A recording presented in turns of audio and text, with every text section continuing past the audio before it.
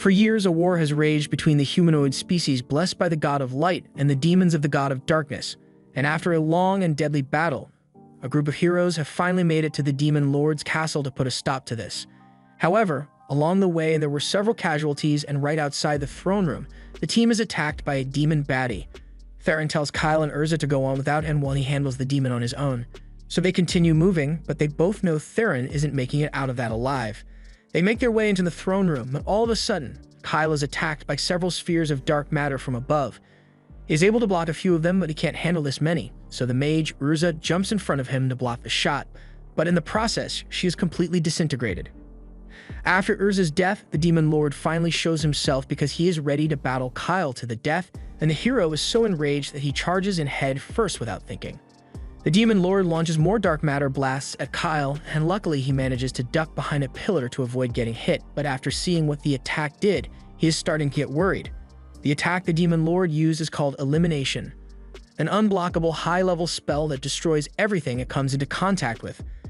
As long as the Demon Lord possesses magic like that, Kyle will never be able to get close enough to land a significant blow, so he has no choice but to do something risky. He believes he should be able to take the Demon Lord out if he releases all the energy in the magic gem of his sword, but doing so is so dangerous that he likely won't survive. He is well aware of the risks, but he has no choice, so he releases the full power of the sword and charges forward to break through the Demon Lord's defenses. With the extra boost in power, Kyle is able to stab clean through the Demon Lord's body and completely destroy him. But in the process, Kyle's sword is completely destroyed and he is severely injured. He managed to save the world, but in the process, he lost everyone he swore to protect in the first place. His friends, his family, and even his home were all destroyed by the demons, so he doesn't feel like he won at all. A few moments later, Kyle collapses from his wounds, and he is okay with his impending death because he has nothing left to live for. But suddenly, the Demon Lord's magic gem returns, and the power inside it is beginning to overload. With the Demon Lord gone, there is no one to control its power. And if that thing goes out of control, then it could destroy the entire world. Kyle crawls his way over to the gem in an attempt to stop it from exploding, and as soon as he grabs hold of it, he gets caught up in a flash of bright light. The next time he opens his eyes, Kyle finds himself in his childhood bed, and he is extremely confused because this shouldn't be possible. He gets out of bed and walks over to the window thinking this must be a dream, but sure enough, when he looks outside, he sees his hometown in all its glory. The same hometown he once watched burn to the ground after a demon attack. The sight brings a tear to his eye, but after everything he has been through, he still can't accept that this is reality. Just then, his childhood friend, Lise, comes into the room looking for Kyle, and as soon as he sees her, he freezes up. Lise notices that Kyle is acting strange, so she asks him if everything is alright, but he doesn't say a word. He still believes all this is just a hallucination, but at this point he doesn't care, he's just happy to see Lise again, so he hugs her as tight as he can. Lise gets flustered and asks Kyle what he's doing, but Kyle is too stuck in the moment to respond. She tries to pull away from him, but Kyle doesn't let her go, so they both lose balance and end up falling onto the bed. Now that Kyle is on top of her, the tension is palpable, and he is ready to go all the way. But at this point in time, Kyle and Lise don't have that kind of relationship yet, and after everything he has done, her embarrassment has officially turned to anger, so she pushes him away and punches him so hard that he flips through the air 3 times. Kyle is now writhing in pain on the bed, and Lise yells at him for trying to pull something like that with no warning. She doesn't know what's wrong with him today, and she normally wouldn't be so angry because she likes him too, but she'd appreciate a little heads up next time, so she can be emotionally prepared. Lise then storms out of the room, leaving Kyle to think about what he has done. But while Kyle is thinking, he realizes that he actually felt Lise's punch, and it hurt a lot. If this were really a dream, then he shouldn't be able to feel pain at all, so there's a possibility that this is the real world.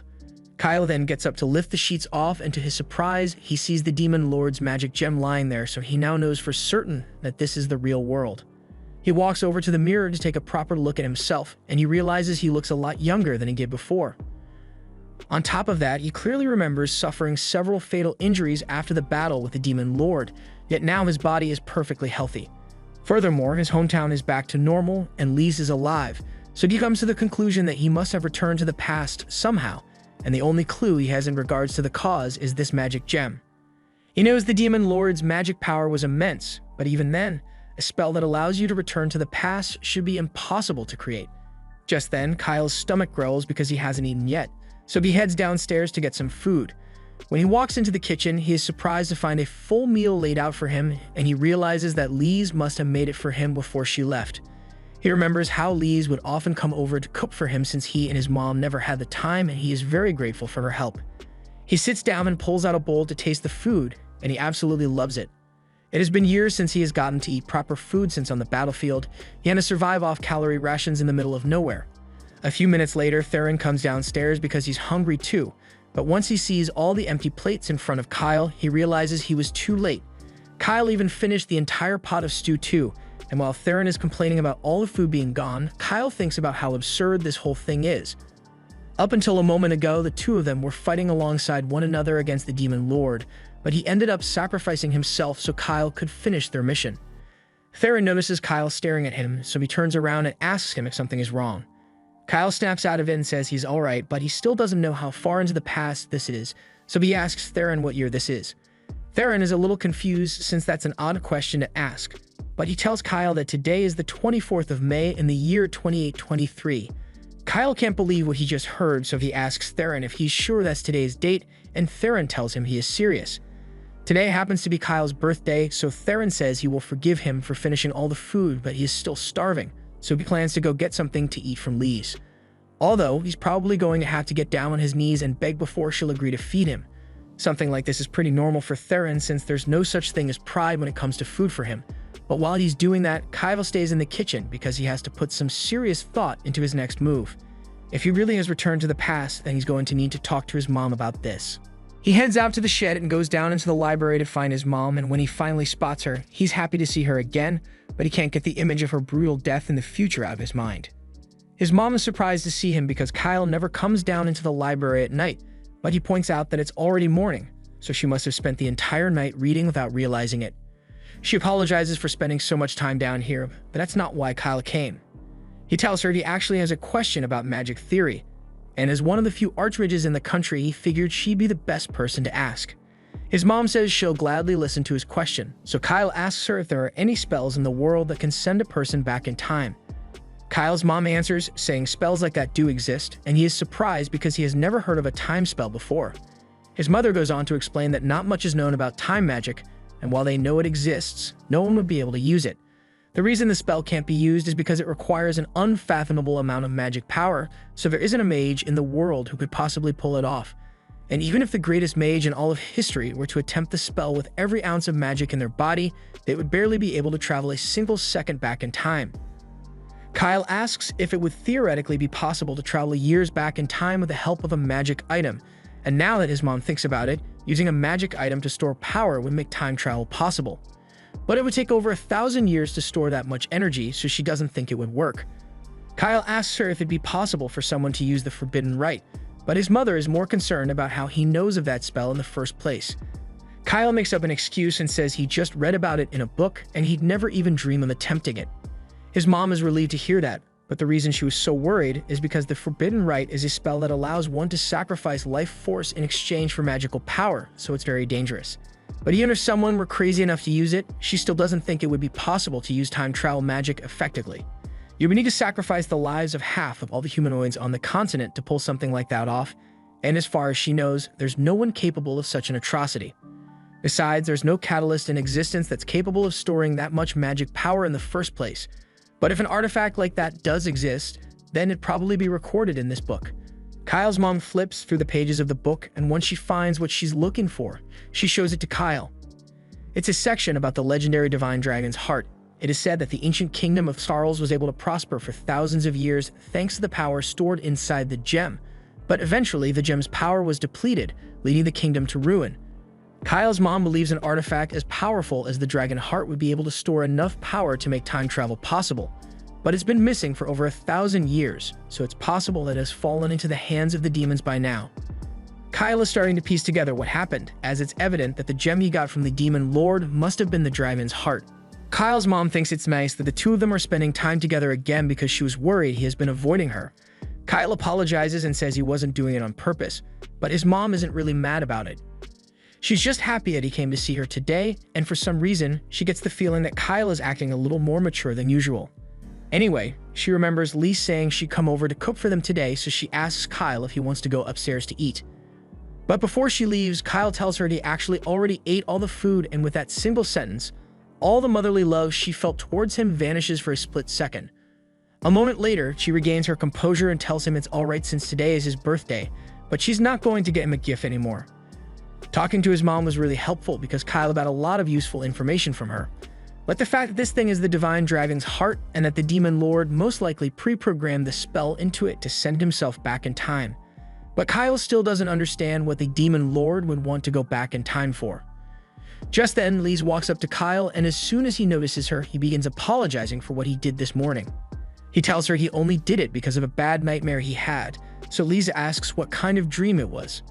Kyle admits that part of the dream involved her dying, and she now understands why he suddenly hugged her like that. Lise smiles and says she's willing to forgive him since it wasn't his fault, but seeing her smile like that only reminds Kyle of everything he's going to lose in the future. Their village is the closest to the demon territory, so once the invasion begins, they will be the first to suffer the demon's attack. The village ended up being burnt to the ground, and Lise was killed in the chaos of it all. So from that moment on, Kyle swore that he would avenge her.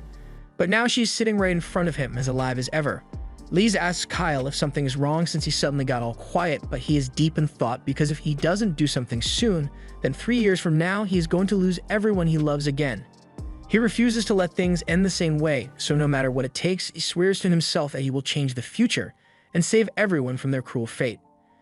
Kyle needs to be ready for the day of the Great Cataclysm 3 years from now, so the next day he begins his training and creates a mental image of the Demon Lord to fight against. He charges forward at the mental image, but after countering a few attacks, he realizes his body is weak as hell compared to how it was before. Although it's kind of expected since by this point in time, Kyle had been living like a certified bum for years, so his compatibility absolutely sucks. However, he seems to have retained his increased magic stats from the future, so he tries to make up for the lack of strength by casting speed and strength enhancement on his body. But unfortunately, that doesn't do much to fix his uncoordinated body, so he still fails instantly.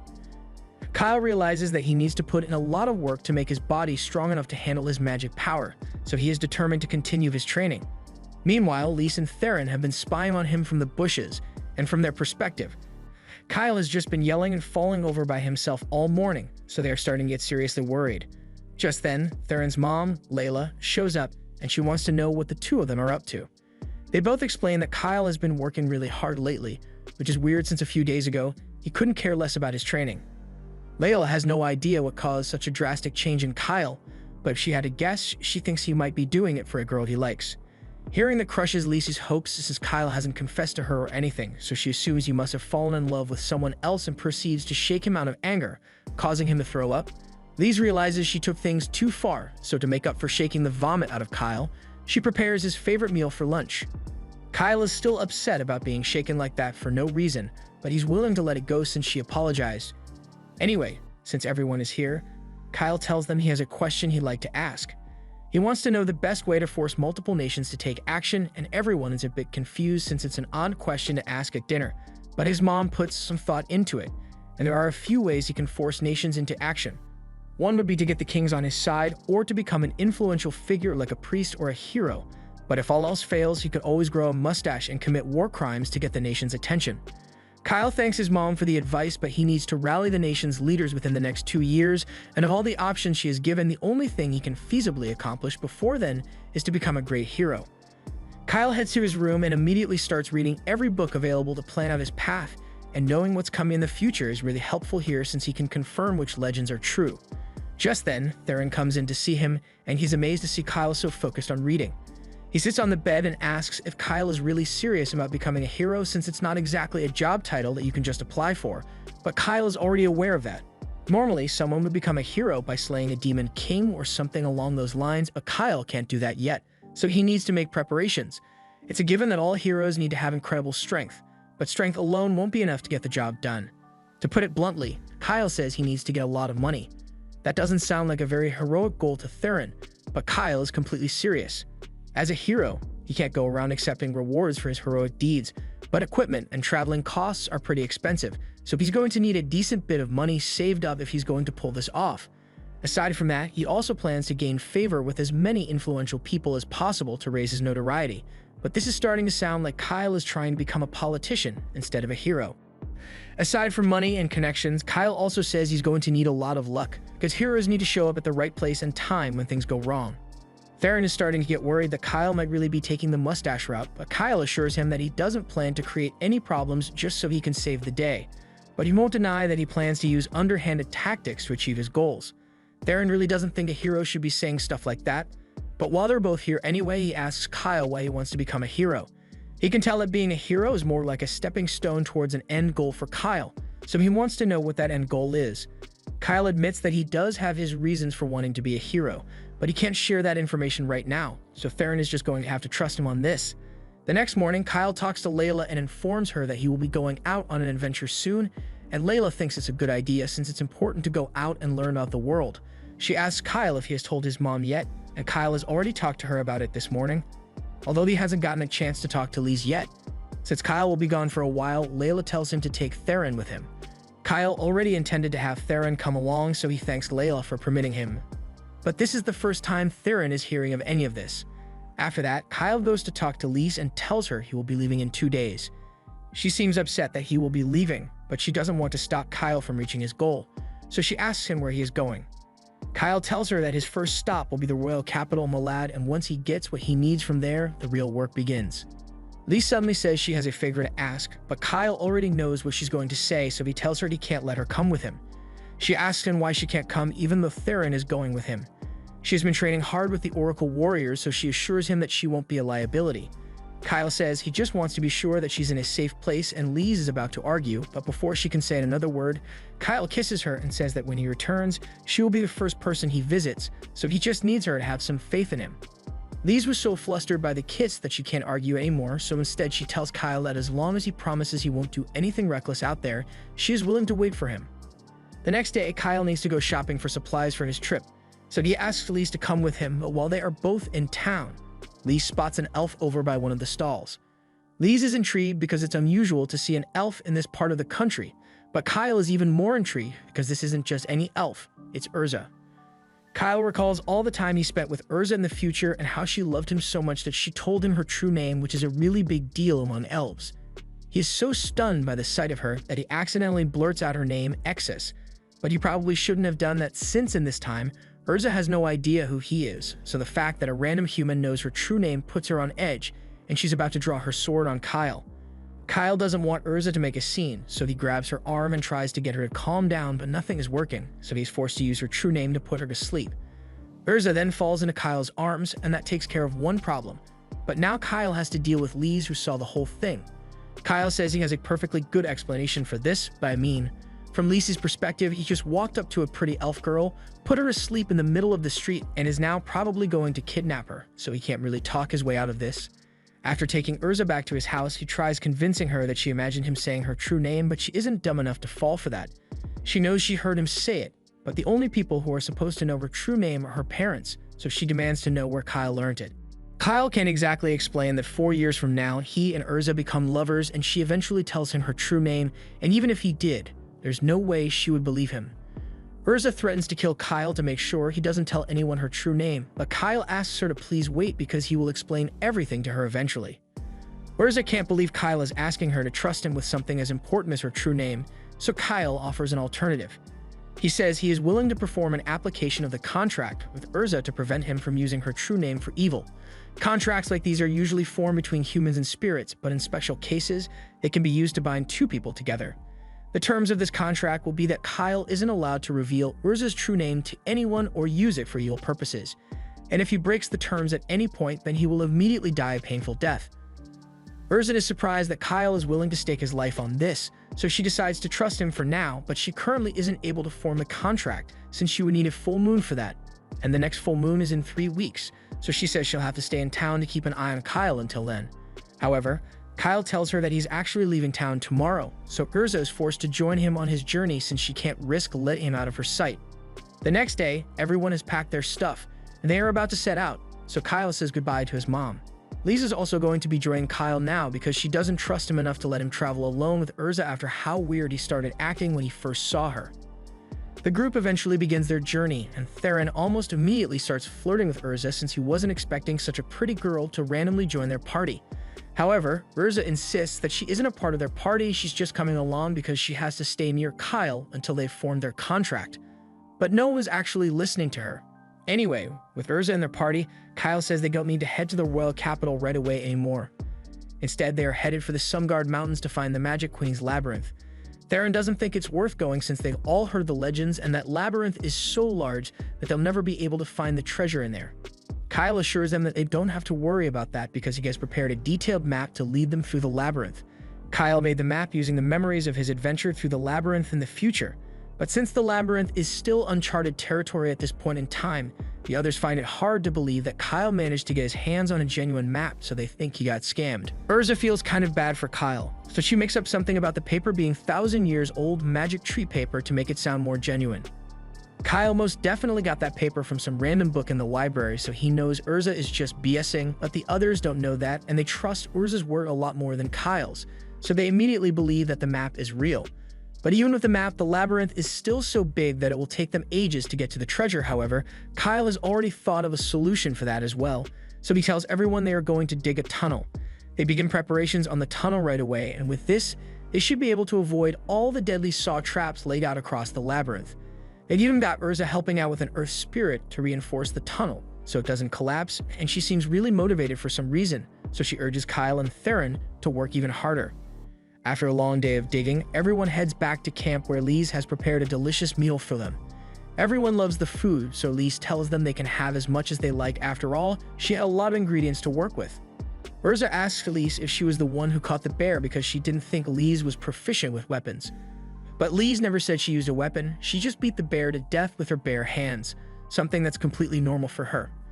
After dinner, Urza uses some of her spirit magic to create an artificial hot spring in the middle of the mountain, so she and Lise take a soak in it, and while they're in there, Kyle has to do everything within his power to stop Theron's degenerate butt from jumping over the wall to peep. The next day, everyone gets back to working on the tunnel, but while the others are on their break, Urza approaches Kyle and demands to know why he wants to become a hero so badly. She knows the others haven't been prying for answers from him because they trust his judgment, but Urza doesn't trust him at all. She wants to know what's driving him to work so hard because no ordinary person would go so far just to become a hero. This entire time while working on the tunnel, Kyle has been wearing rings that make his body 9 times as heavy as usual, yet he hasn't once stopped or complained.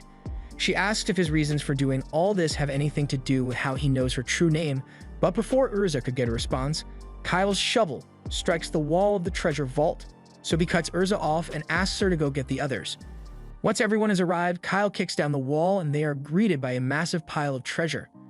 Theron is overjoyed because with this amount of money, he's never going to have to work again. But while he is busy swimming through the gold coins, Kyle sneaks off on his own because there's a secret treasure hidden in this labyrinth that he needs to find. He makes his way over to one of the back rooms, and there he finds the legendary sword that accompanied him in so many battles in the future, and as he approaches the blade, the sword's avatar appears. Sylvie begins her speech congratulating the brave challenger who overcame the trials of the labyrinth, but Kyle suddenly covers her mouth to shut her up because he doesn't want his friends to find out about her yet. Sylvie gets mad and yells at him for daring to treat her with such disrespect, but this has nothing to do with disrespect, he just really needs her to be quiet for a second. Once Sylvie has calmed down, Kyle tells her he knows that she is a copy of the Queen of Sildoniaxarles, and he didn't actually go through all the traps she set in the labyrinth, he just dug a shortcut to get in quickly. Sylvie can't believe Kyle was able to cheat her labyrinth so easily, and Kyle would love to explain how he knew how to get here, but it would be quicker to just go through the final trial so she can see for herself. The final trial in question involves Kyle pulling out the sword so Sylvie can read his memories, and when she does, she gets a full recap of all the tragedies that are going to happen in the future, all the way up to the point where Kyle touches the dragon's heart and is transported back in time. She has a hard time believing that what she just saw was true because she had no idea time magic could be used on such a scale. But if all that was in Kyle's memories, then it has to be true. Just then, the others realize Kyle is missing, so they go looking for him, but Kyle hasn't informed them about any of this stuff yet, so he asks Sylvie to just play along and act like. He grabs the sword, and as his friends approach, he excitedly yells that he found an intelligent sword. A little while later, Sylvie has been introduced to everyone, and she's currently enjoying herself with some of Lisa's cookies, as it's been centuries since she got to eat any actual food. Lisa asks Sylvie if she's really the Magic Queen, but to be more exact, Sylvie is only part of the Magic Queen. She's a magic life form created to evaluate the people who would eventually find this treasure vault, and if she had deemed them unworthy, then she would have had to blow up this entire place. But she thinks Kyle is interesting, so he has her approval for now. She also tells them to bring that bag along since it is connected directly to the treasure vault. Since Kyle has gotten the treasure he needed, he and the others head over to the royal capital. And while they are there, Sylvie keeps trying to run off to go try out all the food stalls, but Theron doesn't want her getting lost. The reason they came here is that they need to get some new equipment, and Kyle knows the perfect place for it. He leads everyone to a weapons store in the middle of town, and this place is pretty exclusive, so when they walk in, the receptionist asks them if they have a recommendation letter or something because kids like them could never afford to buy this stuff here. Kyle recalls that this store requires a membership fee to get service, but with how much treasure they have now, the membership fee isn't something he needs to worry about. He hands the receptionist some gold coins from the treasure vault, and the receptionist can hardly believe what Kyle just gave him, but he did pay the fee, so he tells Kyle and the others they can head in now. Once they are inside, they are introduced to the owner of the shop, Fespa, and he offers to help them pick out the gear they need. Sylvie notices a few swords on the wall, and she recognizes them as some of Melanis's work. Fespa is surprised that she can tell that from just a glance, but she's right. These swords were made by the great craftsman, Melanis, from ancient times.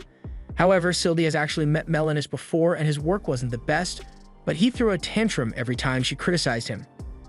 Fespa is confused by what Sylvie just said, but before she can say anything else, Kyle steps in and drags her away because they can't let anyone find out that she's the Queen of Magic.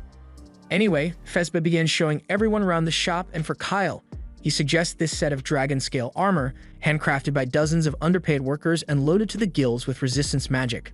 Kyle really likes the practicality of the armor, so he decides to buy it, and Fespa is shocked that he made the decision so quickly because this thing is really expensive. Kyle asks Theron if he'd like to get a set of dragon armor as well, but Theron doesn't want to wear a matching suit with Kyle, so he says he will get something else. Kyle is fine with that, and since everyone is here already, Kyle tells them they can grab anything they think they'll need. The others grab things like spirit bracelets, gauntlets for Lys, and arm gear for Theron to boost his power, but it does absolutely nothing for his charisma. Now that they've gotten all the equipment they'll need, Kyle asks Fespa if he has any magic stones in stock, so Fespa shows him one of his most popular items. It's a magic stone enchanted with explosion magic, so it is very useful in offensive combat. Explosion stones are great, but Kyle is actually hoping for something that would be effective against reptile-type monsters, so Fespa shows him a magic stone enchanted with a cold spell. Lizards are weak to the cold, so this should be fairly effective against them. However, it is difficult to enchant a magic stone with a cold spell, so these are rather expensive. Kyle doesn't even bother asking what the price is, he just says he wants to buy every single cold stone that Fespa has in stock. He also wants all of Fespa's healing potions as well, and Fespa is speechless because buying all those potions would cost an astronomical amount of money. Kyle agrees that it's a bit impractical because it would take ages to carry all the coins here. So instead, he just plops a bag of gems worth 10 million coins on the table and says they'll call it even. After that, Kyle and the others leave the store, but Theron is a little worried that rumors about them being rich might start spreading, and they wouldn't want the IRS knocking at their door. Kyle tells him he doesn't have to worry about that because they are leaving the capital tomorrow, but the others are surprised as they didn't know their stay here would be so short. This is the first time Lys or Theron have ever been to the capital, and they want to make the most of it, so Theron runs off to go live his big city dreams, and Urza tells Lys that she'll show her around town. Sylvie also tries to run off to try some more snacks, but Kyle stops her because there's something the two of them need to discuss while the others are gone. Kyle takes Sylvie back to the inn, and once they are inside, he asks her if she thinks the future can really be changed, but Sylvie thinks his question is dumb because the future was never set in stone to begin with. The way she sees it, the spell that brought Kyle back in time probably plucked his soul out of his current timeline and placed him at an earlier point in a different timeline, which is why the dragon heart that he used as a catalyst is in his possession, even though the dragon heart of this timeline is still out there somewhere. Kyle's very presence in this timeline is bound to cause changes, but at this rate, the Great Invasion is still bound to happen at some point, so they'll need to do something about that. Knowing that his actions can change the course of fate is good enough for Kyle, so he's willing to do whatever it takes to save the world, but there is still one thing he is curious about. There are currently 2 dragon hearts in this world because of the time travel, but if that's how it works, then Kyle wonders why there's only one of him here. Sylvie has a theory about this as well, so she tells Kyle about one of the most forbidden forms of magic out there, soul fusion. In this world, a person's max magic power is determined at birth, and no amount of training can change that, but back in the prime of Syldonia, they discover that the magic power of a person could be increased by fusing 2 souls together. Naturally, they performed experiments on infants with artificial souls, but it ended in a catastrophic failure, so soul fusion was categorized as forbidden magic. Regarding what happened to Kyle, Sylvie believes that the souls of the Kyle from the future and the Kyle from the past were fused together, and thankfully, since they were the exact same, it seems to have happened without any major complications. As a result, his magic power was practically doubled, so Kyle should be way stronger than he was in the previous timeline. He may even be able to use the highest form of magic, but whether he can master is another story entirely. This is an unprecedented case, so Sylvie has no idea what implications or side effects it may have on Kyle. With that said, she tells him she'll give him advice if anything comes up, so he had better tell her as soon as he feels anything off. Later that night, Lise and Urza return from their sightseeing, and Lise is ready to go to sleep, but Urza says she'll stay up for a little longer since she enjoys the sight of the full moon since it only happens once a month. Hang on, the only reason she's here is because she had to stay near Kyle until the full moon so she could perform the contract, but she completely forgot, and the night is almost over so she has to find Kyle quickly. Kyle was out in the forest training with Sylvie when Urza suddenly comes running up to him. She reminds him that tonight is a full moon, so they need to do the contract ritual now. Kyle had completely forgotten about that, and he's still willing to go through with the contract, but he has been training for hours already, and he was just about to go to sleep, so he asks her if they can just do it next month instead. Urza refuses because she can't just leave things as they are, so Kyle eventually agrees and Urza begins drawing the contract circle. While she was growing up, Urza always saw the contract of application as a sign of commitment between lovers, and she'd always see it done at the weddings in her village, so she had hoped she would get to experience it one day. But she never could have expected that it would happen like this. She eventually finishes drawing the circle, so she tells Kyle she's ready to begin. However, Kyle has been asleep for a while now.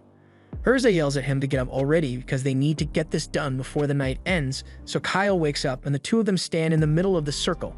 Kyle recalls how he and Urza performed the ceremony back when they got married in the other timeline, so after he vows not to use Urza's true name for evil, he steps forward and kisses her. Urza is so stunned that she doesn't react initially, but when she finally processes what's happening, she pushes Kyle away and demands to know what he thinks he is doing. Kyle doesn't understand why she's so upset since this is just the final step of sealing the contract, but Urza tells him that there's only a kiss at the end when the contract is being done for a marriage, and this wasn't meant to be a marriage contract, so Urza is pissed. The next morning, Kyle and the others start leaving the capital. Lise notices that the others look awfully tired. Kyle says he and Urza were up late at night because of a little incident, but Urza doesn't want to talk about it. As for Theron, he was up all night trying to get a girlfriend, but even though he's rich now, he had no such luck. Anyway, the group is headed for Arkan now, but Kyle didn't want to explain why, so he just told everyone that Sylvie has a prophetic ability that said they should go there. Upon arriving in Arkan, the group just so happens to show up right when Princess Melina is having a town visit. Melina is a kind princess, beloved by all her people, so the others are excited to see her, but Kyle is the only one who knows that 2 days from now, Melina is fated to die. In 2 days, Melina's caravan will head to the village of Scenes. Along the way, she will be attacked by a Hydra and killed. Scenes was recently attacked by Hydras, so Melina's plan was to go there to show her support for the region, which ultimately led to her demise. Kyle thinks what happened is the natural result of her poor choices, since going to the village of Scenes while it's still dangerous, even out of kindness, was a dumb decision. Sylvie asks if it's possible that Melina was assassinated, and it was covered up to make it look like a monster attack, and Kyle admits that there were rumors that Melina's brother, Prince Karanes, was behind it, but no evidence was ever found regarding his involvement. It was ultimately deemed an unfortunate accident, and Kyle plans to use that unfortunate accident to his advantage, so he can become a hero. This was the end of episode 3. Subscribe to not miss the next part.